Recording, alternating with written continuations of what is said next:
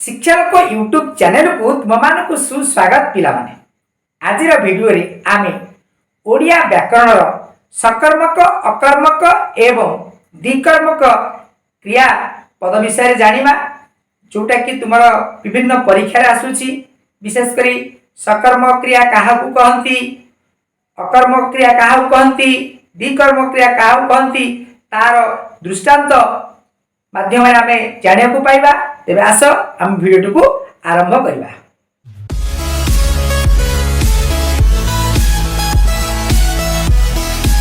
पिला माने आमे बे देखिबा प्रथम दृष्टांत अछि कोन ना शिक्षक व्याकरण पढाउछंती, द्वितीय अछि शिक्षक कासुछंती, तृतीय अछि उदाहरण कोन ना शिक्षक छात्र मानकु व्याकरण पढाउछंती। ये जो तीनटा उदाहरण बा तीनटा दृष्टांत रही पिला माने ता भितर हम टिके फरक कोन बा तफात कोन हम टिके जानिबा दरकार। प्रथम देखो एठी कोन अछि ना शिक्षक कोन शिक्षक शब्दटी होछि कोन, हां ता होछि कर्ता पद एवं पढाउछंती हला क्रियापद, ता सहित व्याकरण देला कोन, हां मन नै तले कहजुटा होछि कर्मपद। तो ए वाक्य रे कर्ता अछि, कर्म अछि एवं क्रिया अछि, ठीक अछि। कि एठी कोन अछि ना कर्ता अछि, क्रियाटे अछि कि एठी कर्म नाही, ठीक है ध्यान दवा। एठी कोन अछि ना कर्ता अछि शिक्षक कर्ता छात्र मानकू, आउटे पद अछि व्याकरण पद अछि, पढ़ाउछंती गोटे पद अछि पढ़ाउछंतीला क्रियापद, ठीक अछि। तो एठे ए छात्र मानकुटा हम कहबा एटा गोटे कर्म, ता सहित व्याकरणटा मध्ये गोटे कर्म। एथिरे ए जो छात्र मानकुटा पिला हबो कोन ना गौण कर्म, व्याकरणटा हबो मुख्य कर्म। तो आमे तीनोटी दृष्टांत भितरे जानले जे गोटे कर्म शब्द आसुची, तेणु आमे कर्मटा को चिन्हिया केमिति।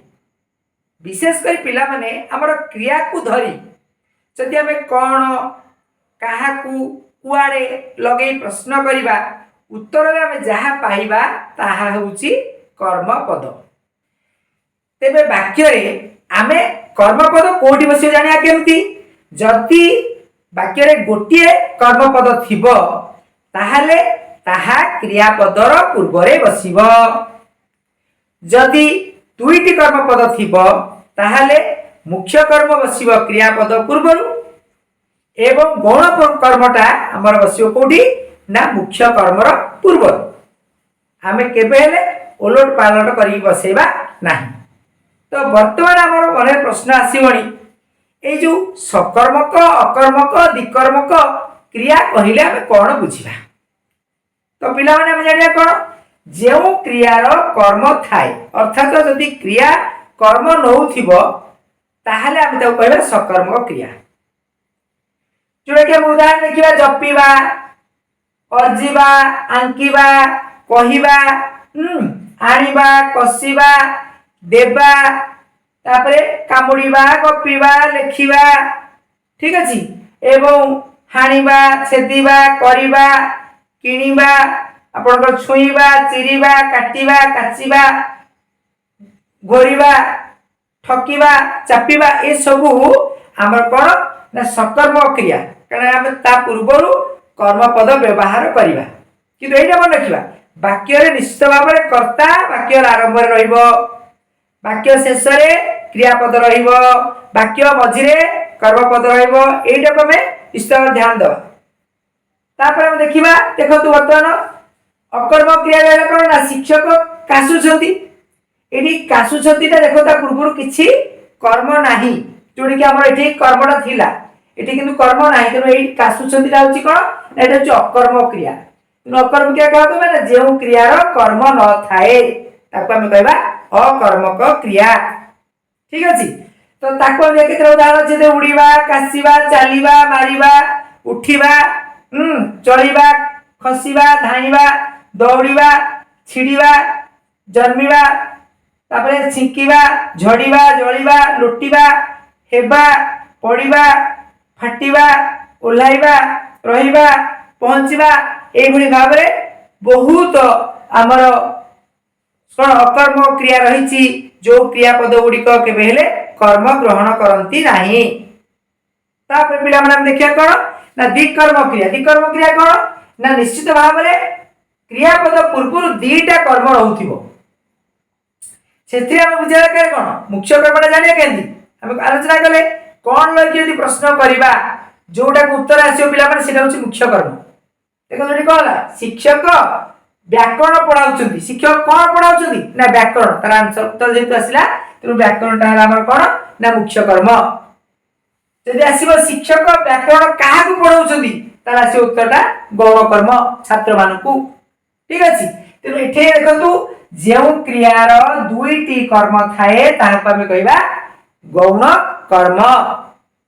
तेनु एठी केतोडी दृष्टांत मानक पे दिया जाईछि गोटे अछि कोन ना आई नाती नातुणी को गप कहिले ए देखो नाती नातुणी हेले कोन ना गौण कर्म इटा हला गौण कर्म आई हेले कर्ता एवं गपटा हला मुख्य कर्म कहिलेटा हला कोन हमर सकर्म क्रिया द्विकर्म क्रिया सेमती शिक्षक कहले कोन ना प्रकार कर्ता छात्र मानकु गौण कर्म प्रश्न हला मुख्य कर्म सदा देख मुख्य कर्मटा असुची कोठी क्रियापद पूर्वरु तापर पचारला क्रियापद इटाला को क्रिया ना द्विकर्म क्रिया दीटा कर्म ग्रहण करछि तेनु द्विकर्म कोई पचारले पूर्वरु प्रश्न आसिला एटा मुख्य कर्म एवं छात्र मान कहला गौण कर्म सेमती से मते उत्तर देउ नाहंती एटे देउ नाहंती हला कोन ना द्विकर्म क्रियापद ता पूर्वरु उत्तर हैला मुख्य कर्म ता पूर्वरु मते हैला गौण कर्म आ से हैला कर्ता। ठीक अछि सेमती आउटे आपण मते सत्य कहउनांती एडी कहउनांतीटा कोन द्विकर्मक क्रियापद तापरे सत्यटा हैला कोन मुख्य कर्म तापरे मतेटा हैला कोन ठीक कहि चैटा होची गौण कर्म आपण हैला कोन कर्ता पद। सेमती राम राजू को चिट्ठी लिखिछि एटे लिखिछि हैला कोन द्विकर्म क्रियापद चिट्ठी हैला कोन गौण मुख्य कर्म एटा जे मुख्य कर्म एवं राजू को हैला गौण कर्म तापरे राम हैला कर्ता। मु तुमको धन मागु नाही एटी मागु नाहीटा हैला द्विकर्म क्रियापद धन हैला कोन ना आपनकर गौण मुख्य कर्म गौण कर्म नुहे भूल कहूची मु एटा होची मुख्य कर्म एवं तुमको हैला कोन गौण कर्म तापर मु हैला कर्ता पद। सेमती प्रधान शिक्षक पियन को ऑफिस को डाकिले से भयाबो एटा को प्रधान शिक्षक हैला कर्ता पद पियन को हैला गौण कर्म ऑफिस को हैला स्थान को बुझेला ना एटी हैला ऑफिस को आसिला कोन मुख्य कर्म एवं डाकिलटा हैला आबार द्विकर्म क्रियापद। सेमती नीना निहारिका को पाठ पचारिला नीना हैला कर्ता पद निहारिका हैला गौण कर्म एवं पाठ हैला मुख्य कर्म पचारलेला द्विकर्मक क्रियापद। तो आमे एथु जानि पहिले जे जो क्रिया दुईटी कर्म ग्रहण करुछि ताको हम कहउचे द्विकर्मक क्रिया। ठीक अछि वर्तमान से भले द्विकर्म क्रिया आ को जगह नउछंती कर्म ग्रहण करुछंती सेटा टिके हम आलोचना करिया पहिले देखंतु प्रथम अछि सकर्मक क्रिया अकर्मक परि हमर कोन होय व्यवहार करा जाय। देखंतु देछि रीता रांधुछि देखंतु रांधुछि पूर्वर किछि अछि कि कर्मपद ना तेनु एटा अछि अकर्मक क्रिया। तापुर गीता गाउछि अछि कि गीता होची कर्ता पद गाउछि होची क्रियापद किंतु ता मझिरे अर्थात गाउछि पूर्वरु कर्मपद अछि कि ना तेनु एटा हम कोन ना कर्म क्रिया। तापर सेमती रीना खाउछि रीना हला कर्ता पद खाउछि हला क्रियापद किंतु क्रियापद पूर्वरु किछि आ पद नाही जोडे कि हमर ताको हम कहला से होछि अकर्म क्रिया।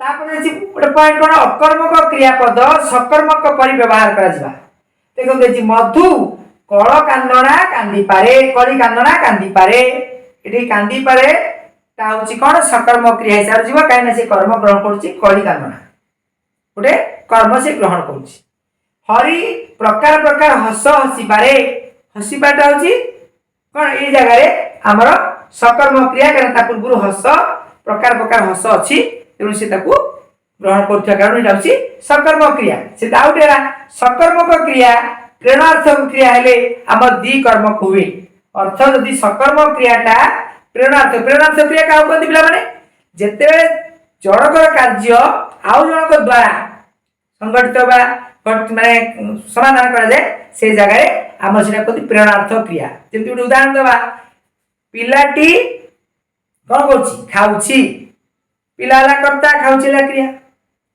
माँ पिलाटी को खुआउछंती खाइबा खुआइबा नाचिबा नचाइबा देखिबा देखैबा हसीबा हसाइबा हसीबा साधारण क्रिया हसीबा डाला प्रेरणार्थ क्रिया कारण जनक द्वारा आउ जनकर कार्यटी संगठित होउछि तो एठे सेमति आसिला शिक्षक पिला मानकू क्रिकेट खेलाउछंती एठे पिला मानकर क्रिकेट खेला कार्य का प्रेरणा शिक्षक प्रेरणा शिक्षक पिला मानकू क्रिकेट खेलाउछंती जदि हमें शिक्षक को बात दे ध्यान देले कोन पिला माने क्रिकेट खेलुछंती किंतु जेहेतु शिक्षक पद आसीगला एठी तेणु शिक्षक पिला मानकू क्रिकेट खेलाउछंती बापा मां को पुराण सुनाउछंती सेमती आउ के उदाहरण दिया कोन अकर्म क्रिया प्रेरणार्थ कहले सकर्मक हुए अकर्म क्रिया केमती बंधु ही बंधु को विपदरु खसाई थाए बा सहाय्य करि थाए तापर होछि मां गीत गाई पुओ को